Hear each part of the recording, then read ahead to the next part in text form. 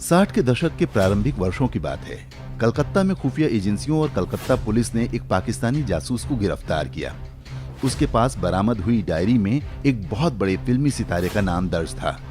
उस जासूस से पूछताछ में मिली जानकारी के बाद कलकत्ता पुलिस हवाई जहाज से बंबई पहुंची और सीधे उस सितारे के घर पर दस्तक दी गई।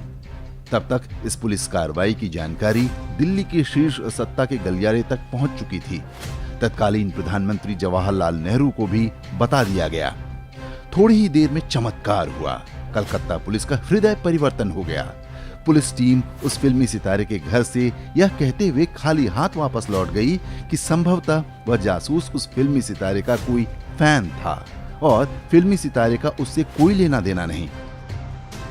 आश्चर्यजनक तथ्य यह है कि उस जासूस से गहन पूछताछ के बाद आनन फानन में फ्लाइट से बंबई पहुंची कलकत्ता पुलिस को यह दिव्य ज्ञान उस जासूस से की गई गहन पूछताछ के दौरान नहीं हुआ, लेकिन बंबई में उस सितारे के घर पहुंचकर उसे वह दिव्य ज्ञान प्राप्त हो गया। ज्यादा शोर मचा तो जांच के लिए एक सरकारी कमेटी बना दी गई।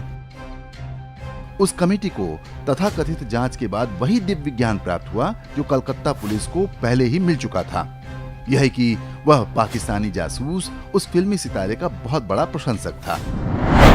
लेकिन बात यहीं खत्म नहीं हुई। वर्ष 1965 में भारत पाकिस्तान युद्ध के दौरान खुफिया एजेंसियों ने पाकिस्तान से संपर्क वाले एक रेडियो ट्रांसमीटर के सिग्नल पकड़े। ट्रांसमीटर बंबई से ही सक्रिय था। खुफिया एजेंसियों की टीम सिग्नल का पीछा करते हुए जब उस स्थान पर पहुंची जहां वह रेडियो ट्रांसमीटर सक्रिय था तो बुरी तरह चौंक गई। जिस मकान से वह ट्रांसमीटर बरामद हुआ वह घर उस समय के बहुत नामी गिरामी उसी फिल्मी सितारे का था, जिससे पूछताछ करने के लिए उसके घर कुछ वर्ष पूर्व कलकत्ता पुलिस पहुंची थी। एक बार फिर से चमत्कार हुआ। उस फिल्मी सितारे पर दिल्ली फिर मेहरबान हुई। रेडियो ट्रांसमीटर के विषय में उस फिल्मी सितारे ने बड़ी मासूम सफाई दी कि उसे पाकिस्तानी गाने सुनने का शौक है। भारत में सामान्य रेडियो पर पाकिस्तानी रेडियो प्रतिबंधित है, इसलिए उसने यह ट्रांसमीटर अपने घर में रखा है। इस बार भी उस फिल्मी सितारे की बात को शाश्वत सत्य मान लिया गया। एक जांच कमेटी बनी और उसने भी फिल्मी सितारे के उस वक्तव्य को सत्य घोषित कर दिया। देश को कभी बताया ही नहीं गया कि जो ट्रांसमीटर रखना किसी सामान्य नागरिक के लिए पूर्णतया प्रतिबंधित है और जिसे रखने पर कठोर दंड का प्रावधान है, वह उस फिल्मी सितारे ने कहां से, कैसे और किससे प्राप्त किया। देश की सुरक्षा और गुप्तचर एजेंसियों में जिम्मेदार पद पर कार्यरत किसी व्यक्ति के अतिरिक्त यदि किसी सामान्य नागरिक के पास पाकिस्तानी रेडियो ट्रांसमीटर आज भी बरामद हो जाए तो वह पूरी जिंदगी जेल में सड़ जाएगा। क्या आप जानते हैं कौन था वह फिल्मी सितारा? क्या नाम था उस फिल्मी सितारे का? उस फिल्मी सितारे का नाम था दिलीप कुमार।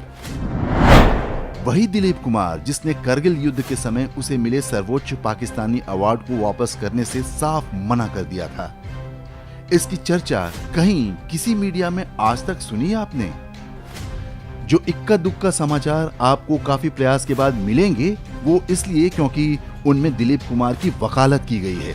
उसे कभी भी प्रश्नों के कटघरे में नहीं खड़ा किया गया।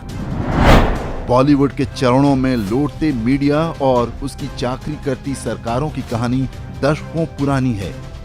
आमिर, सलमान, शाहरुख और सैफ अली जैसे संदिग्ध लोगों का महिमा मंडन उसी कहानी की अगली कड़ी है।